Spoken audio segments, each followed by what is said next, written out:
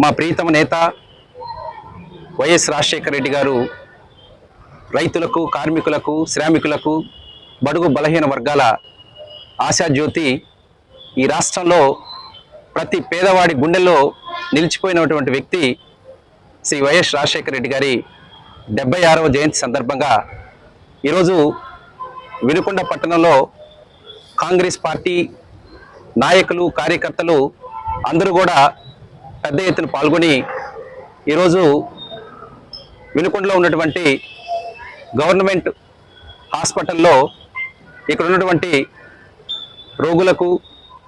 దివ్యాంగులకు అందరికి కూడా పండ్లు పలహారాలు పంపిణీ చేయడం జరిగింది. ఆ మహానేతని మళ్ళీ ఒకసారి గుర్తు చేసుకొని ఈ రాష్ట్రానికి ఆయన చేసినటువంటి సేవ కానీ, కాంగ్రెస్ పార్టీ అంటే వైఎస్ఆర్ అంటే కాంగ్రెస్ అనే విధంగా ప్రతి పేదవాడి గుండెల్లో కూడా నిలిచిపోయినటువంటి ఆ మహోన్నతమైనటువంటి వ్యక్తిని మళ్ళీ ఒకసారి గుర్తు చేసుకుంటూ ఆయన జయంతి సందర్భంగా మా గుండెల్లో ఎప్పటికీ కూడా ఆయన నిలిచి ఉంటారని చెప్పి ఈ రాష్ట్రంలో ఉన్నటువంటి పేదవాళ్ళందరి గుండెల్లో కూడా ఆయన నిలిచి ఉండే విధంగా ఈరోజు ఈ కార్యక్రమం చేయడం జరిగింది. ఈరోజు కాంగ్రెస్ పార్టీ ఒక గొప్ప వ్యక్తిని కోల్పోవడం, అటువంటి నాయకత్వాన్ని మళ్ళీ ముందుకు తీసుకుపోయేదానికి ఈరోజు వైఎస్ షర్మిలారెడ్డి గారు ఈరోజు కాంగ్రెస్ పార్టీ పగ్గాలు తీసుకొని రాష్ట్రంలో కాంగ్రెస్ పార్టీకి మళ్ళీ రాజన్న